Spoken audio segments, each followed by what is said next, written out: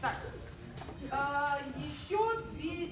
Так, еще нужна девушка. Сегодня, 27 октября, проводится Международный молодежный форум, организованный Горно-металлургическим профсоюзом при поддержке Глобального союза Индастриол.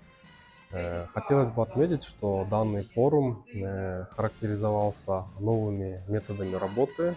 Сегодня одной из новых таких методов была игра «Пусть говорят». Это в форме ток-шоу ребята обсудили вопросы молодежной политики, развития молодежной политики, и всем участникам это понравилось. Надеемся, что в таких форматах мы будем работать и дальше.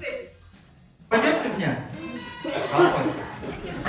Вот таких людей, которые присутствуют здесь. Этого предприятия надо стоит, когда мы даже 5 пунктов не обозначим.